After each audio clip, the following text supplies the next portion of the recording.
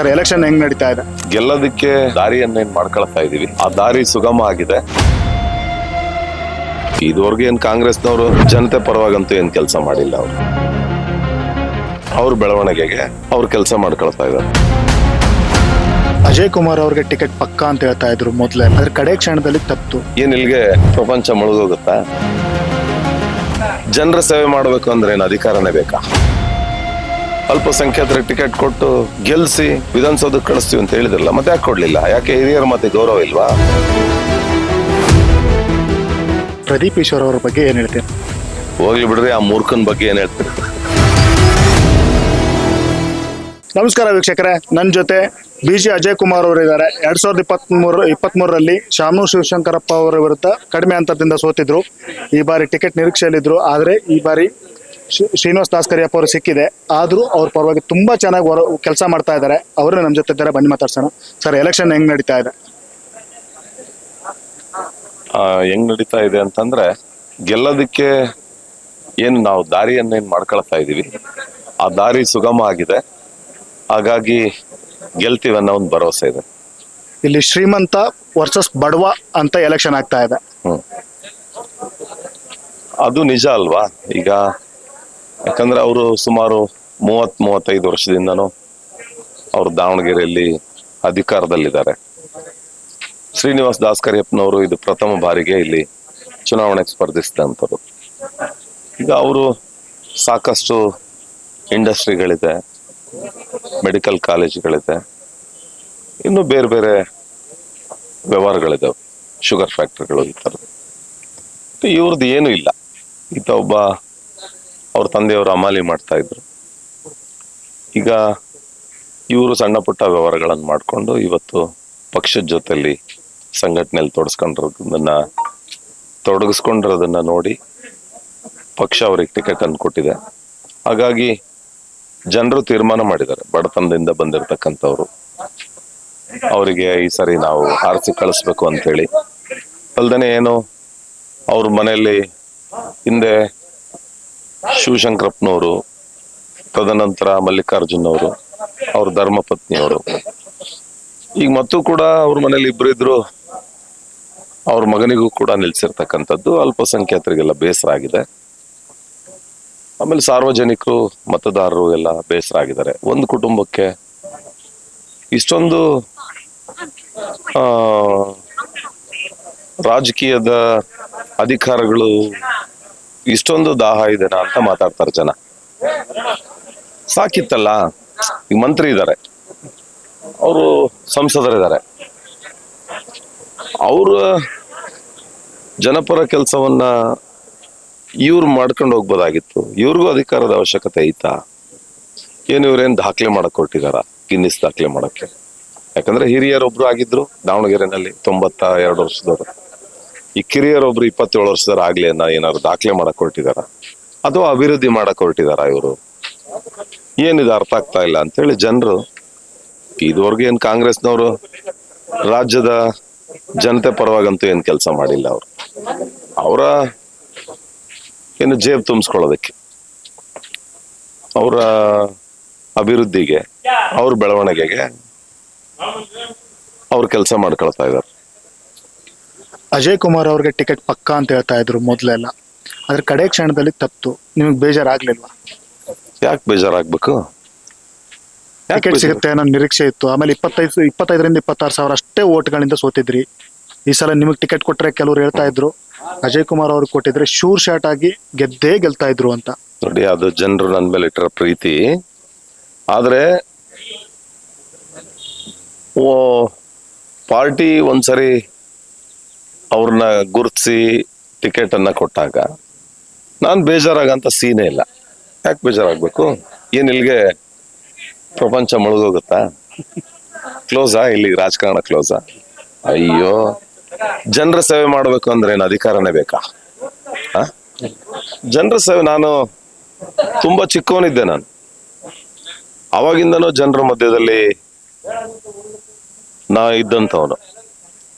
ಸಾಕಷ್ಟು ಸಂಘ ಸಂಸ್ಥೆಗಳಲ್ಲಿ ಕೆಲಸ ಮಾಡಿರೋಂಥ. ಯಾರಿಗೆ ಏನೇ ಒಂದು ಸಮಸ್ಯೆಗಳು ಬಂದ್ರೆ, ತೊಂದರೆ ಆದ್ರೆ ಅವ್ರ ಜೊತೆ ನಿಂತಂತವ್ನು ನಾನು. ಅವಾಗೇನು ಅಧಿಕಾರ ಇತ್ತ ನನಗೆ? ಏನೋ 2019ನೇ ಇಸ್ವಿನಲ್ಲಿ ಒಂದು ಅಧಿಕಾರ ಸಿಕ್ತು, ಕಾರ್ಪೊರೇಟರ್ ಆದೆ, ಮೇಯರ್ ಆದೆ, 5 ವರ್ಷ. ಅದಾದ್ಮೇಲೆ ಖಾಲಿನೇ ಇದ್ದೀನಿ. ಈಗೂ ಜನರ ಸೇವೆ ಮಾಡ್ತಾ ಇದ್ದೀನಲ್ಲ, ಇದಕ್ಕೆಲ್ಲ ಏನು ಅಧಿಕಾರನೇ ಬೇಕಂತಿಲ್ಲ. ಅಧಿಕಾರದ ದಾಹ ಕೆಲವರಿಗೆ ಇರುತ್ತೆ, ಇದೆ, ಗೊತ್ತಾಗ್ತಾ ಇದೆ. ಹಾಗಾಗಿ ಜನರು ಪ್ರಜ್ಞಾವಂತರಿದ್ದಾರೆ ದಾವಣಗೆರೆನಲ್ಲಿ. ಅವ್ರಿಗೆ ಗೊತ್ತಿದೆ ಏನ್ ಮಾಡಿದ್ರೆ ದಾವಣಗೆರೆ ದಕ್ಷಿಣ ಕ್ಷೇತ್ರ ಅಭಿವೃದ್ಧಿ ಆಗುತ್ತೆ, ಏನ್ ಮಾಡಿದ್ರೆ ಮತ್ತು ಇದೇ ಪರಿಸ್ಥಿತಿ ಬರುತ್ತೆ ಅಂತ ಹೇಳಿ ಜನ. ಆಮೇಲೆ ಇನ್ನೊಂದು ಎಲ್ಲದಕ್ಕಿಂತ ಮುಖ್ಯವಾಗಿ ಅಲ್ಲಿ ಅಲ್ಪಸಂಖ್ಯಾತರು ಸುಮಾರು 85,000 ಮತದಾರರಿದ್ದಾರೆ. ಅವರೇ ಹೇಳ್ತಿದ್ದಾರೆ, ಭಾರತ ದೇಶದಲ್ಲಿ ಈ ಹಿಂದೆ ಸನ್ಮಾನ್ಯ ದಿವಂಗತ ವಾಜಪೇಯಿ ಅವರು ಪ್ರಧಾನಮಂತ್ರಿಗಳಾಗಿದ್ರು 5 ವರ್ಷಗಳ ಕಾಲ. ಈಗ ನರೇಂದ್ರ ಮೋದಿಜಿ ಅವರು 12 ವರ್ಷ ಆಯ್ತು ಪ್ರಧಾನಮಂತ್ರಿ ಆಗಿ, 17 ವರ್ಷ. ಅಲ್ಪಸಂಖ್ಯಾತರು ಹೇಳೋದು, ನಮ್ಮನ್ನೇನು ಕೊಂದಾಕಿದ್ರ, ನಮ್ಮನ್ನೇನು ದೇಶ ಬಿಟ್ಟು ಓಡಿಸಿದ್ರ, ನಮಗೇನು ಉಪವಾಸ ಕೆಡವಿದಾರ? ಎಲ್ಲರಿಗಿಂತ ಹೆಚ್ಚಿಗೆ ಸರ್ಕಾರದ ಸವಲತ್ತುಗಳನ್ನು ಉಪಯೋಗಿಸ್ಕೊಳ್ತಾ ಇರೋದೇ ನಾವು ಅಂತ ಅಲ್ಪಸಂಖ್ಯಾತರು ಮಾತಾಡ್ತಾರೆ. ಅಲ್ಪಸಂಖ್ಯಾತರಿಗೆ ಗೊತ್ತಿದೆ, ಇವ್ರು ಸುಮ್ಮನೆ ಈ ಹಾಲಲ್ಲಿ ಹುಳಿ ಹಿಂಡ ತರ ಕಾಂಗ್ರೆಸ್ನವರು ನಮ್ಮವರ ಬಾಂಧವ್ಯದ ಮಧ್ಯೆ ಹುಳಿ ಹಿಂಡಿ ಸೆಕ್ಯುಲರ್ ಅನ್ಕಂತ ಅದನ್ನೆಲ್ಲ ಕೆಟ್ಟು ಹಾಳೆಬ್ಸ್ಕೈ ಬಿಟ್ಟಿದ್ದಾರೆ ಕಾಂಗ್ರೆಸ್ನವರು. ಅದು ಅರಿವಾಗಿದೆ ಸಾರ್ವಜನಿಕರಿಗೆ. ಹಾಗಾಗಿ ಅಲ್ಪಸಂಖ್ಯಾತರಿಗೆ ಅರಿವಾಗಿದೆ. ಹಾಗಾಗಿ ಜನರು ತೀರ್ಮಾನ ತಗೊಂಡಿದ್ದಾರೆ ಈ ಸರಿ 100ಕ್ಕೆ 100 ನಮ್ಮ ಅಭ್ಯರ್ಥಿ ಶ್ರೀನಿವಾಸ್ ದಾಸ್ ಕರಿಯಪ್ಪನವರು ಗೆಲ್ಲದ್ರಲ್ಲಿ ಯಾವುದೇ ಅನುಮಾನ ಇಲ್ಲ. ಹೇಳಿ. ಶಿವಲಿಂಗೇಗೌಡರು ಮಾತಾಡ್ತಾ ಹೇಳಿದ್ರು, ಬಿಜೆಪಿ ಅವರಿಗೆ ಮುಸ್ಲಿಮರ ಮೇಲೆ ಅಷ್ಟು ಪ್ರೀತಿ ಇದ್ದಿದ್ರೆ ಮುಸ್ಲಿಮರಿಗೆ ಟಿಕೆಟ್ ಕೊಡ್ಬೇಕಾಗಿತ್ತು. ಹೌದು, ನೀವೇನ್ ಗೆಣಸ್ಕೇರಿತಿದ್ರಾ? ನಾನು ಅವ್ರಿಗೆ ಕೇಳ್ತೀನಿ, ಅವ್ರು ದೊಡ್ಡವರು, ಪಾಪ ಹಿರಿಯರ್ ಗೌರವ ಕೊಟ್ಟು ಮಾತಾಡ್ತೀನಿ ನಾನು. ನೀವು 21 ಜನ ನಾಮಪತ್ರ ಸಲ್ಲಿಕೆ ಮಾಡಿದ್ರಲ್ಲ, ಅಲ್ಪಸಂಖ್ಯಾತರಿಗೆ ಯಾರಿಗಾರ ಟಿಕೆಟ್ ಕೊಡ್ರಿ, 85,000 ಜನ ಇದೀವಿ ಅಂತೇಳಿ. ಯಾಕೆ ಕೊಡ್ಲಿಲ್ಲ? ಇಲ್ಲಿಂದ ಬೆಂಗಳೂರು ಡೆಲ್ಲಿ ತನಕ ಅಡ್ಡಾಡ್ ಬಂದ್ರಲ್ಲ. ಈಗ ನಾವೆಲ್ಲ ಅಲ್ಪಸಂಖ್ಯಾತರ ಪರವಾಗಿದ್ದೀವಿ. ಇಲ್ಲಿ ಪರವಾಗಿದ್ದೀರಿ? 4 ಟರ್ಮ್, ಇದು 5ನೇ ಟರ್ಮ್, 5ನೇ ಬಾರಿ. ಅವ್ರ ತಂದೆನೇ ಹೇಳಿದ್ರಲ್ರಿ ಶಾಮನೂರು ಶಿವಶಂಕರಪ್ಪನವರು, ನಾವು ಮುಂದಿನ ಸಾರಿ ಅಲ್ಪಸಂಖ್ಯಾತರ ಟಿಕೆಟ್ ಕೊಟ್ಟು ಗೆಲ್ಸಿ ವಿಧಾನಸೌಧಕ್ಕೆ ಕಳಿಸ್ತೀವಿ ಅಂತ ಹೇಳಿದ್ರಲ್ಲ. ಮತ್ತೆ ಯಾಕೆ ಕೊಡ್ಲಿಲ್ಲ? ಯಾಕೆ ಹಿರಿಯರ ಮತ್ತೆ ಗೌರವ ಇಲ್ವಾ? ಅವ್ರು ಸ್ವರ್ಗದಲ್ಲಿದಾರಲ್ಲ ಸತ್ತು. ನಾವು ಸಾಮಾನ್ಯವಾಗಿ ಸಾರ್ವಜನಿಕರು ಯಾರಾದ್ರೂ ತಂದೆ ತಾಯಿ ಹೇಳೋದ್ರೆ ನಮ್ಗೆ ಎಷ್ಟೇ ತೊಂದರೆ ಆಗ್ಲಿ, ಎಷ್ಟೇ ಕಷ್ಟ ಆಗ್ಲಿ, ನಾವು ತಂದೆ ತಾಯಿ ಪಾಪ ನಮಗೆ ಹೇಳಿ ಸತ್ತಿದಾರಪ್ಪ ಅಂತೇಳಿ, ತೀರ್ಕೊಂಡಿದಾರಪ್ಪ ಅಂತೇಳಿ ನಾವು ಪಾಲನೆ ಮಾಡೋ ಅಂತ ವ್ಯಕ್ತಿತ್ವ ಇರೋಂಥವ್ರು ಸಾರ್ವಜನಿಕರುಗಳು. ಶಿವಲಿಂಗೇಗೌಡರು ಹೇಳ್ತಾರಲ್ಲ, ಎಲ್ಲಿ ಅವ್ರವ್ರು ಶಿವಲಿಂಗೇಗೌಡರು? ಅರಸೀಕೆರೆ ಅವ್ರು. ಹೌದಾ? ಮತ್ ದಾವಣಗೆರೆಯಲ್ಲಿ ದಕ್ಷಿಣದಲ್ಲಿ ಹೇಳಿಲ್ವಾ ಇವರು ಕೊಡ್ತೀವಿ ಅಂತೇಳಿ? 85,000 ಜನ ದಾವಣಗೆರೆ ಜಿಲ್ಲೆಯಲ್ಲಿ ಎಷ್ಟು ಎಲ್ಲಿದಾರಪ್ಪ? ಕಾಂಗ್ರೆಸ್ ಪಕ್ಷಕ್ಕೆ ಓಟ್ ಹಾಕ್ತಾ ಬರ್ತಾ ಇದಾರಲ್ವಾ? ಈಗ ದಾವಣಗೆರೆಯಲ್ಲಿ 7 ಕ್ಷೇತ್ರ ಇದೆ. ಇಷ್ಟೊಂದು ಬಹುಸಂಖ್ಯಾತರು, ಅಲ್ಪಸಂಖ್ಯಾತರು 85,000 ಜನ ಬಹುಸಂಖ್ಯಾತರಾಗಿದ್ದಾರಲ್ಲಿ. ಬೇರೆ ತಾಲೂಕುಗಳಲ್ಲಿ ಎಲ್ಲಿಲ್ಲ, ಯಾಕಿಲ್ಲ? ಮತ್ತೆ ಅಷ್ಟೊಂದು ಜನ ಈಗ ಶಿಗ್ಗಾಂವಲ್ಲಿ ಕೊಟ್ರಲ್ಲ ನೀವು, 65,000 ಜನ ಮತದಾರರಿದ್ದಾರೆ. ಅಲ್ಲೇ ಕೊಟ್ರಪ್ಪ? ಯಾಕೆ? ಇನ್ನು ಒಪ್ಪಂದದ ರಾಜಕಾರಣ, ಒಳ ರಾಜಕಾರಣ ಇಂಥವು ಮಾಡಕ್ ಬರುತ್ತೆ ನಿಮಗೆ. ಈ ಸರಿ ಯಾಕಂಗ್ ಮಾಡಿದ್ರಿ? ಮತ್ತೆ ಇಲ್ಲಿ ಕೊಡಿಸ್ಬೇಕಾಗಿತ್ತಲ್ಲ. ನಿಮ್ಗೆ ಅಷ್ಟೊಂದು ಹೃದಯ ಶ್ರೀಮಂತಿಕೆ ಇತ್ತು ಅಂದ್ರೆ ಕೊಡ್ಬೇಕಾಗಿತ್ತಿಲ್ಲ ಅಲ್ಪಸಂಖ್ಯಾತರಿಗೆ. ನಮಗೆ ಹೇಳ್ತೀರಾ? ನಮಗ್ ಗೊತ್ತಿದೆ ಪಕ್ಷಕ್ಕೆ ಯಾರು ದುಡ್ದಾರ ಅವ್ರಿಗೆ ಟಿಕೆಟ್ ಕೊಡ್ತೀವಿ ನಾವು ಯಾವಾಗ್ಲೂ. ಅವ್ರ ಪಕ್ಷಕ್ಕೆ ಬೆಂಬಲಿಸ್ಕೊಂತ ಬಂದಿದ್ದಾರೆ. ಶಾಮನೂರು ಶಿವಶಂಕರಪ್ಪನವರು ಹೇಳಿದ್ರು, ನಾನು ಅಲ್ಪಸಂಖ್ಯಾತರಿಂದ ಗೆದ್ದಿದ್ದೀನಿ ಅಂತ ಹೇಳಿ. ಈಗೂ ವಿಡಿಯೋ ಇದೆ. ಮತ್ ಕೊಡ್ಬೇಕಾಗಿತ್ತು. ಸುಮ್ನೆ ಜನರಿಗೆ ಬೂದಿ ಎರಚ ಅಂತ ಕೆಲಸ ಮಾಡ್ಕಂತ, ಸುಮ್ನೆ ಯಾರ್ಯಾರ ಬಗ್ಗೆನೋ ಏನೇನೋ ಅಪಪ್ರಚಾರ ಮಾಡ್ಕಂತ, ಇವ್ರೇನ್ರಿ? ಇವ್ರು ಯಾವಾಗ್ಲೂ ಕಾಂಗ್ರೆಸ್ನವ್ರದ್ದು ಇದೆ ಹಣೆ ಬರ. ಇವರು ಕೆಲವು ಫಿಕ್ಸ್ ಓಟ್ಗಳನ್ನ ಹಿಡ್ಕೊಂಡ್ಬಿಟ್ಟಿದ್ದಾರೆ. ಅವ್ರ ಮನ್ಸಲ್ಲಿ ವಿಷ ಬೀಜಗಳನ್ನ ಬಿತ್ತಿ, ಅದು ಈಗೂ ಬದಲಾಗತ್ತೆ. ಬರೋಂಥ ಸಾರ್ವತ್ರಿಕ ಚುನಾವಣೆ 2028ರಲ್ಲೂ ಬದಲಾಗತ್ತೆ. ಸರ್, ಜಮೀರ್ ಅವರು ಇವತ್ತು ಬಂದಿದ್ದಾರೆ ಎಲೆಕ್ಷನ್ಗೆ ಅಖಾಡಕ್ಕೆ. ನಜೀರ್ ಅವರು ಕಾಣೆನೇ ಆಗೋಗ್ಬಿಟ್ಟಿದ್ರು. ಆಮೇಲೆ ಮುಸ್ಲಿಮರು ಆಕ್ರೋಶಗೊಂಡಿದ್ದಾರೆ. ಕಾಂಗ್ರೆಸ್ ಕ್ಯಾಂಡಿಡೇಟ್ ಹೋದ ಕಡೆಯಲ್ಲೆಲ್ಲ ಬಹಿರಂಗವಾಗಿ ಘೋಷಣೆಗಳನ್ನ ಕೂಗ್ತಾ ಇದ್ದಾರೆ.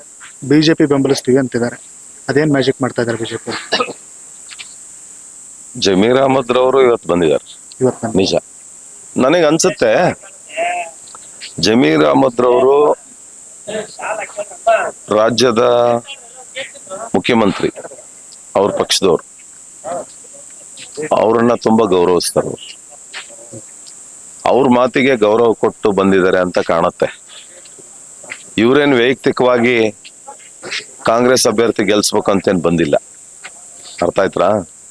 ಅವರು ಸಿದ್ದರಾಮಯ್ಯನಿಗೆ ಅವ್ರಿಗೆ ಗೌರವ ಕೊಟ್ಟು ಬಂದಿದ್ದಾರೆ. ಇವರು ಆಕ್ಚುಲಿ ಕೇರಳದಲ್ಲಿದ್ರು. ನನಗ್ ಬಂದಿರೋ ಮಾಹಿತಿ, ವೇಣುಗೋಪಾಲ್ ಅವರು 7ನೇ ತಾರೀಕು 5 ಗಂಟೆ ತನಕನೂ ನೀ ಇದ್ದು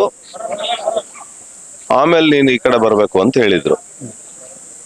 ಆದ್ರೂ ಮಧ್ಯದಲ್ಲಿ ಬಂದಿದ್ದಾರೆ ಅಂದ್ರೆ ಪಾಪ ಅವ್ರಿಗೆ ಒತ್ತಡ ಏರಿದ್ದಾರೆ. ಒತ್ತಡ ಏರಿ ಕರ್ಸಿರೋದು ಅಷ್ಟೇನೆ. ಇದೇನು ಅವ್ರೇನು ಪೂರ್ತಿ ಹಂಗ ಈತನ್ ಗೆಲ್ಸ್ಲೇಬೇಕು ಅಂತೇಳಿ ಏನ್ ಬಂದಿರೋರಲ್ಲ. ಹೌದ್ರಾ? ಅವೆಲ್ಲ ಈಗ ನೋಡ್ರಿ, ಕೆಲವೊಂದು ರಾಜಕಾರಣದಲ್ಲಿ, ಕೆಲವೊಂದು ಸಂದರ್ಭದಲ್ಲಿ ಒಲ್ಲದ ಮನ್ಸಲ್ಲೂ ಕೂಡ ಬಂದು ಫೋರ್ಸ್ ಕೊಡೋ ಅಂತ ಪರಿಸ್ಥಿತಿ ನಿರ್ಮಾಣ ಆಗತ್ತೆ, ಅದರಲ್ಲೂ ಕಾಂಗ್ರೆಸ್ ಅಲ್ಲಿ ಹೆಚ್ಚು. ಸರ್, ಕಡೆಯದಾಗಿ ಪ್ರದೀಪ್ ಈಶ್ವರ್ ಅವರ ಬಗ್ಗೆ ಏನ್ ಹೇಳ್ತೀರಾ? ಹೋಗ್ಲಿ ಬಿಡ್ರಿ, ಆ ಮೂರ್ಖನ್ ಬಗ್ಗೆ ಏನ್ ಹೇಳ್ತೀರಿ? ಇದಾಗಿತ್ತು ಅಜಯ್ ಕುಮಾರ್ ಅವ್ರ ಮಾತು. ಕ್ಯಾಮ್ರಾ ಪರ್ಸನ್ ವಿನೋದ್ ಜೊತೆ ರಾಜಶೇಖರ್ ಜಾಗೀರ್ದಾರ್, ನೇಷನ್ ಫಸ್ಟ್ ಕನ್ನಡ.